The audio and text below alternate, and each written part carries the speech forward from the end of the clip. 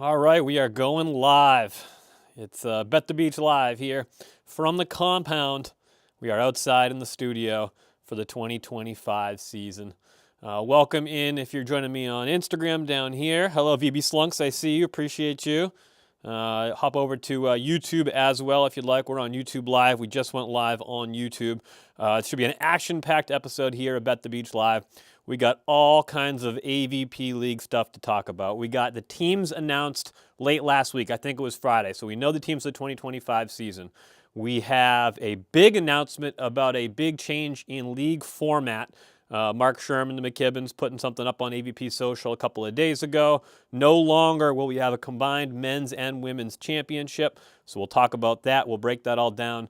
We'll get your opinion too. Join me in the chat. Let me know what you think. I see you, Connor Boyles. You're the man. You're one of my favorite followers here on Bet the Beach Live, so I appreciate you. So let me know in the chat here on Instagram. Let me know here in the chat on YouTube. Let's talk AVP League season number 2. Couple other things we will get to before the night is over. We want to talk dollar beers. Today, huge announcement. Probably the biggest announcement, I would say, of the season so far. Palm Beach, Friday, Saturday night, 5:30 to 6:30, 1 hour of dollar beers. You got to get there. You got to imbibe. You got to have a good time. You got to make some noise. AVP is trying to put butts in the seats. Dollar beers is a good way to do it. Taking a little inspiration from minor league baseball. I live here in the Northeast. We used to go to the Nashua Silver Knights games, dollar beers on Thursday nights. Was I a minor league baseball fan? No. Am I now? Hell yeah. So AVP doing dollar beers, Palm Beach. We'll talk about that. I want to do some predictions for the 2025 season. This season's starting in about 4 days, so it's time to make some predictions. Who is going to qualify for the championships? Who is going to win the whole thing? And that goes back to the change in format, which we'll talk about here in a minute. And then finally, AVP League drinking game. We did it last summer. So a lot of our followers we've added a lot of followers since the conclusion of the 2021 AVP League season. So you may have not been on board for a whirlwind 8 straight week drinking game fiesta that was the Bet the Beach drinking game in season number 1. We had shout-outs in the broadcast from Cam Irwin saying crab boil. We had shout-outs from Rich Lamborn. We had Sean Cook and Cody Caldwell doing the sand throw for us. So we're going to bring the AVP League drinking game back, Bet the Beach drinking game. We're going to make some tweaks for season number 2. So we'll talk about that as well. Let us start in the beginning. So we've already gone through the qualifiers. We've already gone through that whole rigmarole, points qualification. The last time I talked to you live here on Instagram and there on YouTube, right up there, we were immediately following the day 1 main draw AVP Huntington Beach. So we went live just as the final spots in the AVP League were determined based on seeding. So at that point we knew who was going to be in the AVP League. What we didn't know was where people were going to get slotted. So that announcement came out, I want to say Friday, I think, teams were announced. I think they announced some details on the Palm Beach opening weekend on Thursday, the matchups, and people were saying who the team's going to be. Teams came out on Friday. So let's go through a run through. I did a quick walk and talking on my Instagram earlier this week about who the teams were and just some early thoughts, some predictions, stuff like that. But we'll go through it here for you very quickly. Shouldn't need to look at my paper because I think I have it down. So I'll tell you what, we're going to put the paper down for a minute. We'll see if we can do it off the top of the head. If not, we got the cheat sheet here. Returning champions for AVP League season number 2, that's the San Diego Smash. That's Chase Budinger, Miles Evans, 2024 Olympians from Paris. Ended up with a 9th place, losing to, I believe, Norway in the round of 16. A respectable exit for Chase Budinger and Miles Evans, who qualified at the last minute over Trevor Crabb and Theo Brunner. Congratulations to them for doing that.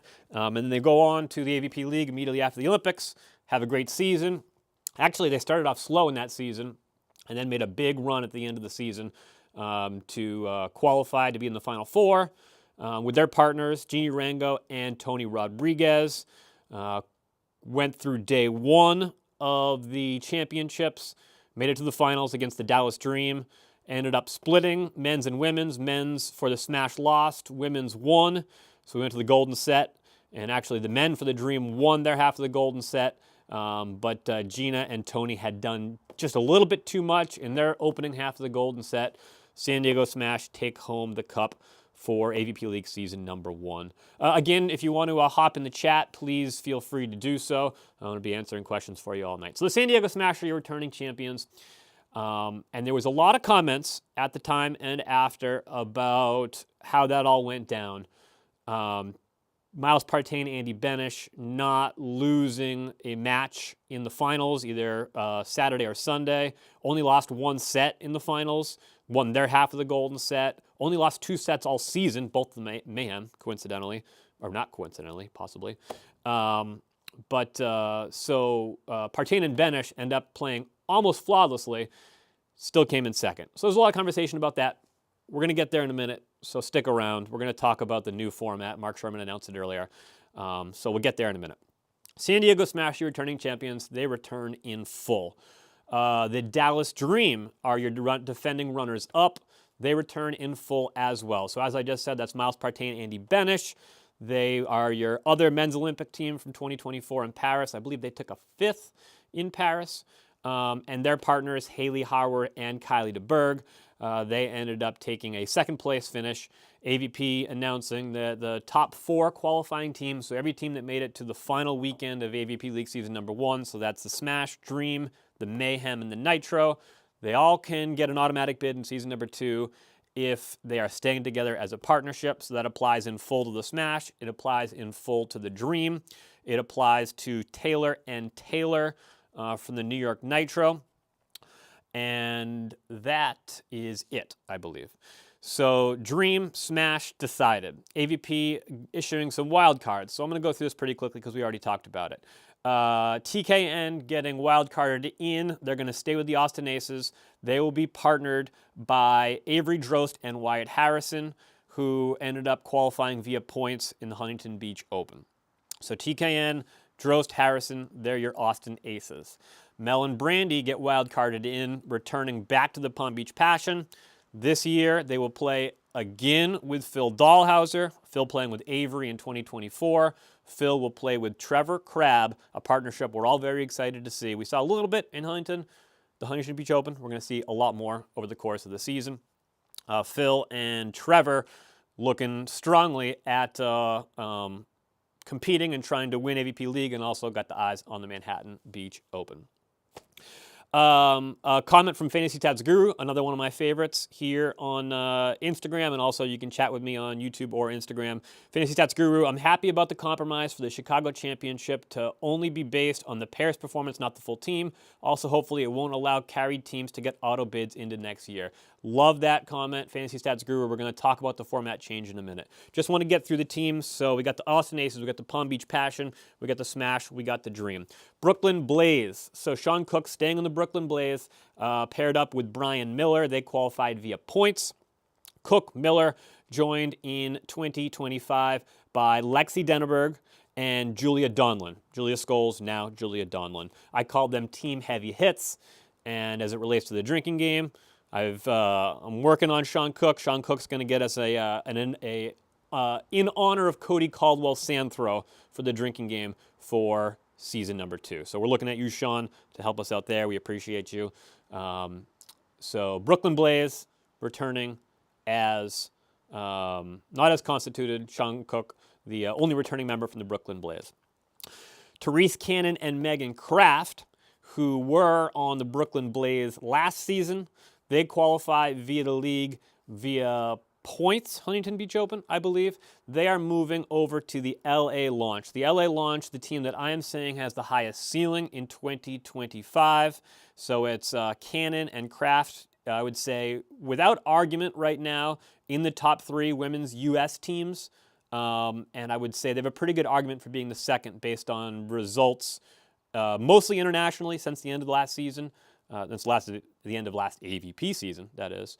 But Cannon Kraft, one of my favorite USA teams, I would say, if you're buying stock in individual AVP players, which is an interesting conversation, one we can have at some point. Miles Partain may be your number 1. Megan Kraft might be your number 2, although Kristen Nuss, I think, would have something to say about that.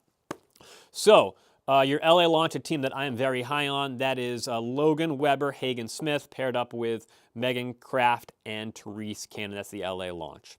The other New York team, so I gave you the Blaze. We'll talk about the New York Nitro. Taylor Crabb, Taylor Sander returning via their qualification from season number 1.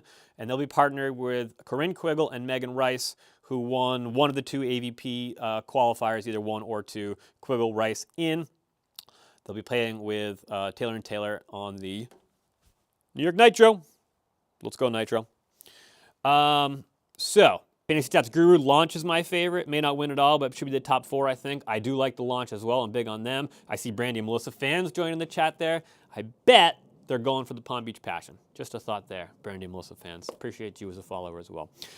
So those are your teams. Did I forget anybody? Smash, Dream, Passion, Mayhem, Nitro, Aces, Launch, and Brooklyn Blaze. So those are your teams competing in AVP League Season number 2. Now, Fantasy Stats Guru alluded to just a few seconds ago a change in format for the 2025 season. The change is as follows. Men's and women's results combined only count towards what they are calling the AVP League Cup. So Cup's what they're calling it. That's the nomenclature, that's the terminology that we're going to go with. So men's and women's results combined. So the Mayhem, they win 2. That's a good day for the Mayhem. That puts them at the top of the leaderboard for the AVP League Cup.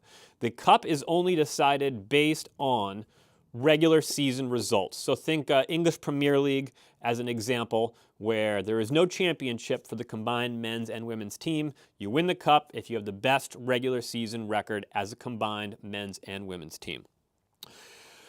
What qualifies you for the championship then? So the championship will be held in Chicago. It'll be the last week of the season. And individual men's and women's results split will qualify you for the championships. The top 6 men's pairs will qualify for the AVP League Championship weekend. The top 6 women's pairs will qualify for the AVP League Championship season number 2. What does that mean? So what it means is you don't want to be top 2, don't want to be bottom 2, because if you're bottom 2, then you're not making it to the championships, you're out, you're done, your season's over. So individual results are important for that. I'm guessing with 6 teams, the way I would logically do it is you give your 1 and your 2 seeds a bye, and then you have round of 6, semis, finals over the course of a 2-day weekend. And that's individual. So at the end of the year, at the last minutes of that Sunday in Chicago, at the end of the championship, you're going to have a League Cup champion, which is a combined men's and women's team that won the regular season, combined standings. You're going to have an individual men's pair that wins the championship, and you're going to have an individual women's pair that wins the championship. I've seen a lot of responses about this, so I posted this on my stories, and I said, what do you guys think? What do you think about this model? And the results and the responses I got were unanimously in approval. If you look at the comments on the post, pretty unanimous approval. Now, of course, there's a whole cottage industry of people that just love to hate on the AVP. And they're in there, of course, they're in there. But for the most part, pretty unanimous approval on AVP League separating individual men's and women's results as it heads into the championship. Now, I had one response to my Instagram story talking about what do you think about this result. And the answer that I got, and I'm sorry, I'm sure you're probably in the chat here. If you are, let me know. I'd like to give you credit, but I'm doing a couple things here, and I don't want to mess up my Instagram Live because I appreciate you guys joining me. The answer was, I love that the AVP listened. And what they mean by that is, if you looked at the comments at the end of season number 1, there was a lot of disappointment, uproar with the fact that Miles Partain and Andy Benish, who were really unequivocally the best team in the AVP League season number 1, who lost, as I said a few minutes ago, only 2, I think they lost 1 match. They only lost 1 set in championship weekend, and they even won their half of the golden set. they were the best team. There's no question about it. I don't even think Chase Budinger and Miles Evans would argue that the best men's team in season number 1 of the AVP League was Partain and Benish, and they go home with a second place finish. So that was something that people were pretty upset about. Another thing that people were pretty upset about is the fact that you had an AVP league and you advertised you had the best people on the planet playing in this league, and you get to championship weekend, and who's not there? You're defending silver medalists in Brandy and Mel. And Taryn Cloth and Chris. Fantasy Stats Guru, thank you. Lost no matches, only a few sets. That's what I thought. I appreciate you. I second-guessed myself. Both those sets they lost were to the Miami Mayhem. One in, I think, week number 3, and one was in championship weekend. So thank you for the correction there. They lost no matches, Partain and Benish. They only lost 2 sets, both of the Mayhem. So you have Partain and Benish, who played their best team. They come up with a second. Taryn Cloth, Kristen Nuss aren't playing in your championship weekend because they got paired up with Baumgren Lotman, who did not perform that well. Brandy and Mel, you're defending silver medalists from Paris just like a month earlier. Brandy and Mel not in. They get paired with Phil Drost and Phil Dahlhauser, Avery Drost, who didn't play that well. Don't even make it to championship weekend. With this new, and people were pretty upset about it, and people complained, people talked about it, and this comment on Instagram was the AVP listened, and that's something that people I don't think have been able to say about the AVP over the course of the last 10 years or so, that the AVP has listened to its people. In this case, the AVP listened, and they figured out a way, I think a good compromise, to keep the league, keep the team mentality, keep the men's and the women's teams combined for a result, but still get your best teams playing on your championship weekend, and still get your best teams to win the championship on the men's side and the women's side. So you got your cup that's combined, you got your best champions of the men, you get your best champions of the women. I think a good compromise. Now, you're going to get people who are going to come in and say, why are we doing the team concept then? If it all it means is a cup that people aren't going to really care about, and you're just going to go and you're just going to eventually find your best men's and women's pair that are totally separate, why are we doing this?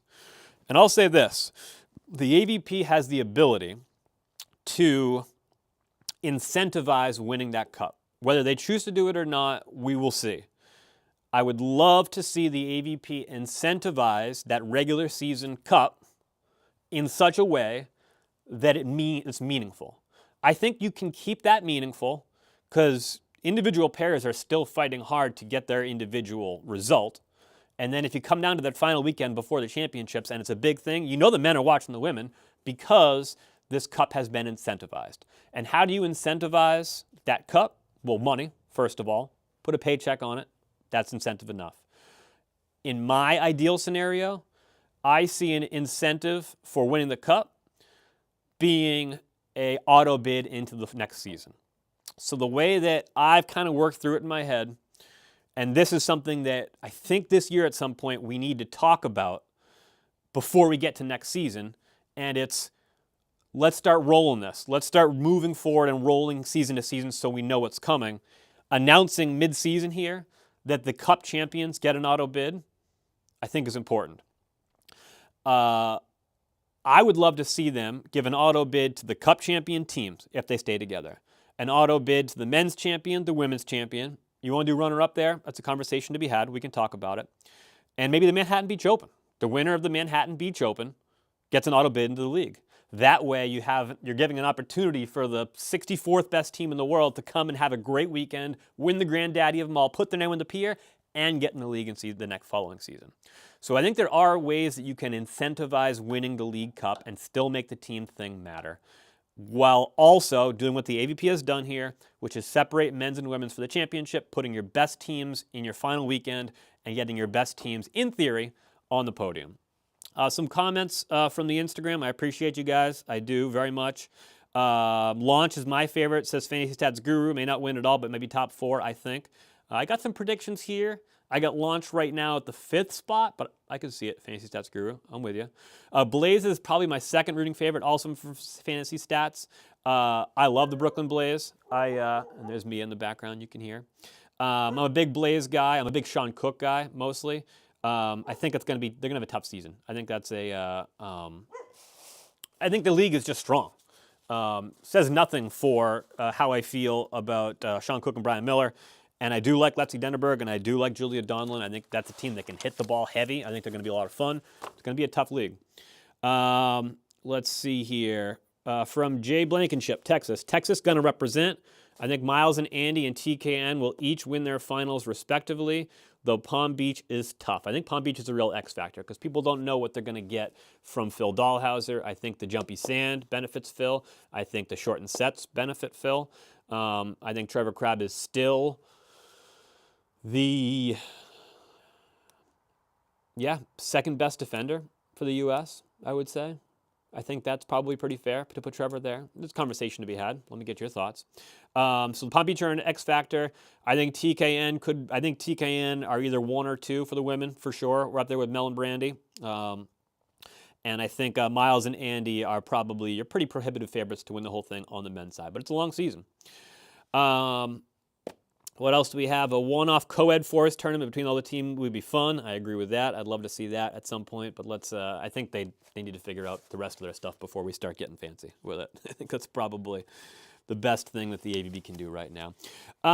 Let's talk predictions. Oh, just as I finished talking about how great TKN is going to be in 2025 season, TKN Volleyball joins. Thank you, guys. We appreciate you. I do think TKN puts themselves in a very good position to be in the finals in Chicago. And I think between them and Mel and Brandy, your conversation is which one of those teams is sitting on top of the podium come the end of the summer.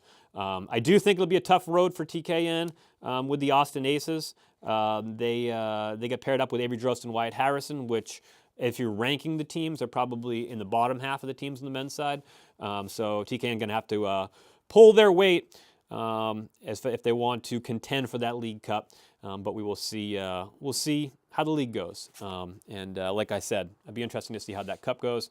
And I'm excited to see if the AVP can incentivize the cup in a way that makes that exciting and makes the individual championships important as well. TKN, we appreciate you. Our boys got this. And Aces. Aces. There you go, TKN. Love you guys. As far as predictions go, we kind of just went through it. I think Partain and Benesh are your prohibitive favorites on the men's side. Buttinger Evans got to be in there.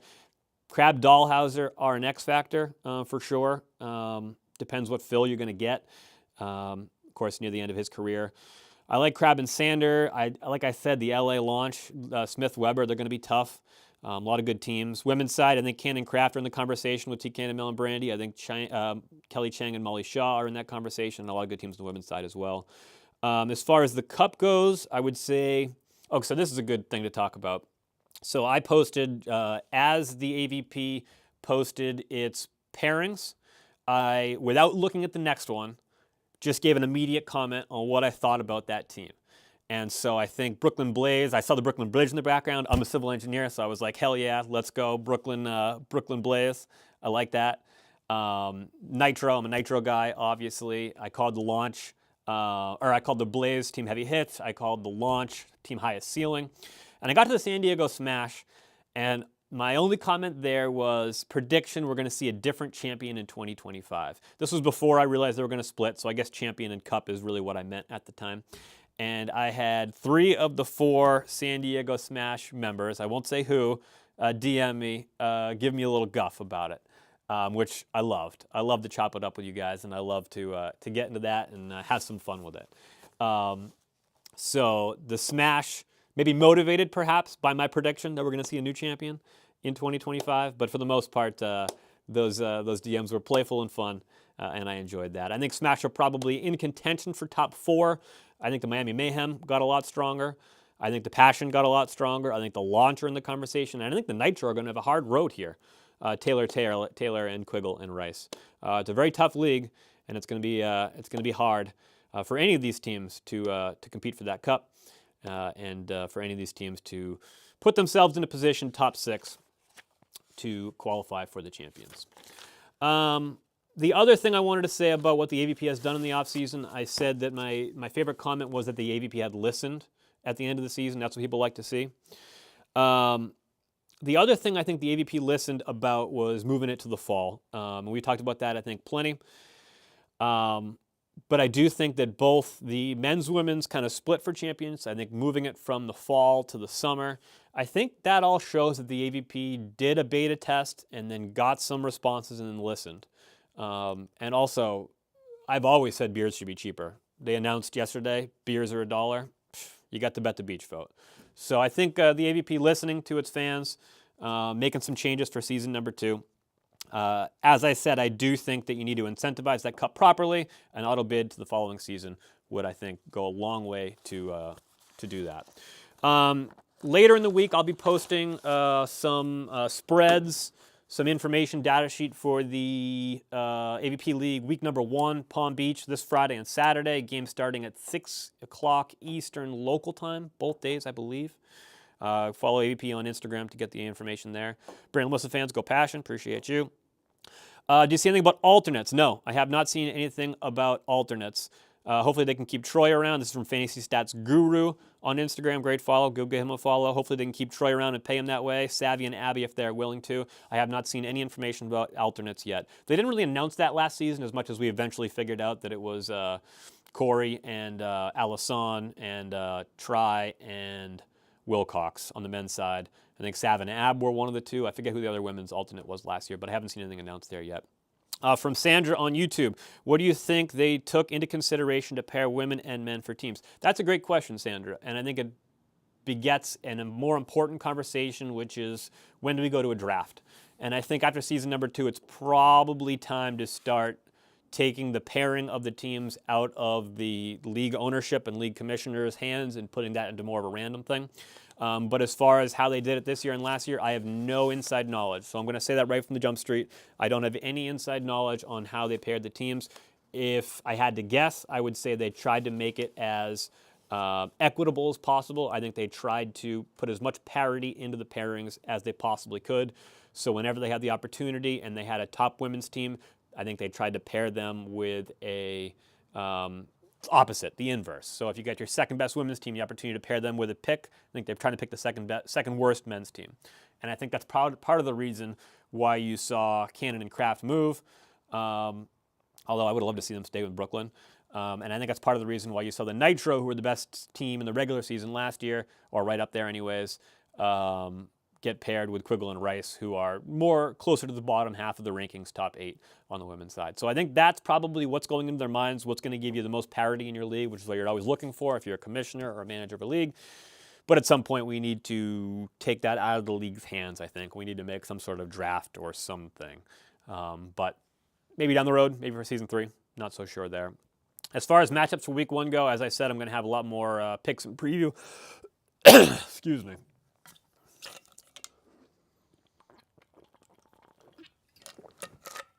Over the course of this week, you got to follow us on Instagram for the most part, but also on Twitter and TikTok. We're going to do picks and preview. We're going to do drinking game rules. Those will get posted on Thursday or Friday. We'll do like spreads and a data sheet for the matchups. Friday, it's the Dallas Dream versus San Diego Smash, so you have a championship rematch right off the jump. Matchup number 1, which I think is a good move. Nice job, AVP League. Then you got the Passion versus the Blaze. On Saturday, you got Blaze versus Smash and Passion versus the Dream.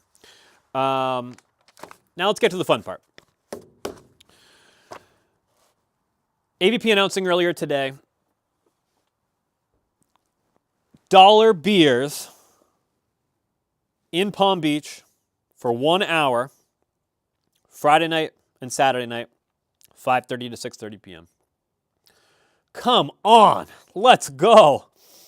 If the AVP already didn't have Bet the Beach firmly in its demographic, they sure as hell do now. Dollar beers, trying to put butts in the seats. The AVP making a master move there, offering dollar beers at the beginning of the night. Get that crowd in the seats. Get that crowd lubed up to make some noise. That gives you your best chance of having a good boisterous crowd, which makes for a good television product. I love the move. If you're familiar with minor league baseball, AAA, AA, single A, even college league. We had a college league team by me about 20 minutes north of here. They started doing dollar beers on Thursday nights. There'd be like 2x the amount of fans in the stands on Thursday nights due to dollar beers. So I'm a huge fan of that. Of course, drink responsibly. Of course, get a designated driver home. Don't do anything stupid. Don't be stupid. But dollar beers, fun as hell. They're going to be doing them for week 1 in Palm Beach Passion. couldn't be more pumped about dollar beers. Give me all the dollar beers. I may need to fly down to Palm Beach just to get the dollar beers, although I'm not sure the money, balance would make sense there. But pumped about that. And that brings me to my final point. If you've been following along for a while on Instagram, TikTok, Twitter, or here on YouTube, I appreciate you. Thank you guys very much. Also, a reminder to those on Instagram, we are on YouTube as well. A little bit of extra functionality on YouTube. So if you want to hop on there, please feel free. We did the drinking game in season number 1. We did not do it live. We put it up on Instagram stories, and then I would do like a recap reel posted on Instagram the Monday of each week. It was an idea that my wife Lindsay had, and it was a great idea. We did it, I think, like week 3 or week 4, and it got really well received. We got shout-outs from Cam Irwin, saying crab boil 3 times in a row. We got shout-outs from Rich Lamborn, movie quotes. We had Cody Caldwell-Santhera, which was on our list a lot. We had the Theo Brunner Monster Block. We had a bunch of different things. We sat down. We had people come over the house. We watched the games, and we had a blast with it. We're bringing this, so the announcement is this. Bet the Beach is bringing back the drinking game for season number 2. The drinking game will be live for 2 hours per weekend, for the most part. I'm going to try to do every single weekend. If there's a reason why I can't, I'll figure out a way to make it up to you. But we're gonna try to do every single weekend for 2 hours. So, for example, we'll take the early match or the late match, men's and women's. Maybe we'll take the matches in between, the 7 and the 8 o'clock. For this coming Saturday night, we are going to be going live at 8 p.m. Eastern, that's 5 o'clock Pacific, for the second matchup, the final matchup of the weekend on Saturday night. And that is a matchup between the Palm Beach Passion and the Dallas Dream. So Passion Dream, 8 o'clock on Saturday night. What I want you to do is I want you to put the AVP League up on your television. So whether that's on the CW or CBS Sports, or it's going to be on CBS, the 4-letter network, at some point, I think, at the end there. I want you to put that on your television. And what I want you to do is I want you to put the AVP League up on your television, CW, CBS Sports, and then I want you to get your phone out and go to Instagram Live. We're going to be doing this exclusively on Instagram Live for 2 hours each league week. And we're going to be posting the drinking game rules probably on Friday morning, I would say. And those will be the rules that we're going to play that Saturday night or that Friday night, depending on what it's going to be. So Friday night, drinking game rules come out. And then this week, Saturday night, we're going to be going live at 8 o'clock for the Passion vs. the Dream, 2 hours on Instagram Live where we play the drinking game live. Now, as far as the rules go, we did a bunch of, I think we did like 8 to 10 rules per week last year. We're going to try to pare that down, keep it a little more simple this year. We're going to have 2 to 3 rules that are consistent from week to week to week, so you can learn them. I'm going to tell you right now, I already know for sure, leaderboard. Anytime they show the leaderboard, that's a drink. That was a classic last year. It's regular. You can expect it. You know how many times it's coming. You got to get ready. Between the matches, what do? They're going to the leaderboard. We may not get much in the week 1 because there's not much leaderboard to show, but weeks 2 through 8, leaderboard, it's a drink. Jumbos were a huge hit. TKN Volleyball, Kristen Nuss, probably one of the best in the league at it. A little Kristen Nuss Jumbo back corner. Jumbo, that's a drink. So those are going to be 2 that we're going to do each and every week. And then we'll come up with probably 1 more that's a regular. Then that'll be matchup dependent.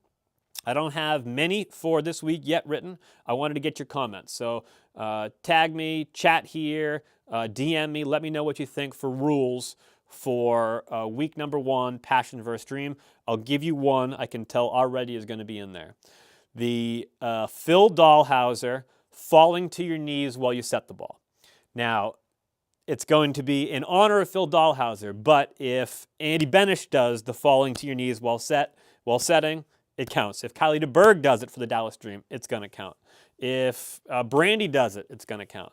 But it's the in honor of Phil Dahlhauser falling to your knees while setting. That's going to be a drink. We'll have a couple more for you. We'll announce it on Friday. The patented Jumbo Shrimp, Fantasy Stats Guru. You got to join us. Get a beer. pull out your phone, get us on Instagram Live, put the game up on your television on CW or CBS Sports, play the drinking game. We're going to be going live Saturday night for week number 1, 8 p.m. Eastern. Sean Cook knuckle set. I saw that one. We did do a lot of unconventional knucks last year. Unconventional knucks meaning the Kelly Chang pokey over the shoulder. That's an unconventional knuck. The Sean Cook knuckle set. We saw a Cody Caldwell knuckle set on one of them. We got a sand throw after too. So in Brooklyn Blaze matches, sand throw's got to be in there because we know Sean Cook's watching. For San Diego Smash matches, the block, the turn, the flex. Tony Rodriguez, we're looking at you for that one. Taylor Sander also. So excited to announce that we're bringing back the drinking game for season number 2. We're going to be going live on Saturday night for the final 2 hours, 8 o'clock to 10 o'clock Eastern Time, 5 o'clock Pacific for all you folks on the West Coast.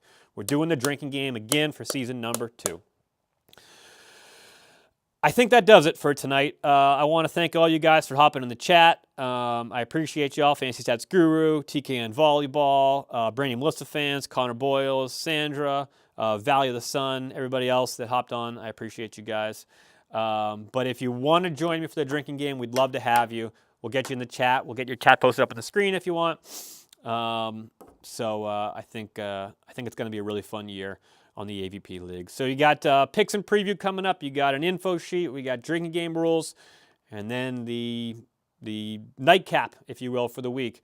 We have AVP League season number 2, Friday night, Dream Smash Passion Blaze. If you're in Palm Beach, get there early, 5:30. Beers are $1. With that, I will leave you. Have a good night. Have a pleasant tomorrow. I want to thank you guys for joining us. Have a nice look here at the outdoor studio. We'll hopefully be out here all season long. So thank you. Appreciate you. Have a good night. Pleasant tomorrow. And I'll see you next time. Shoots.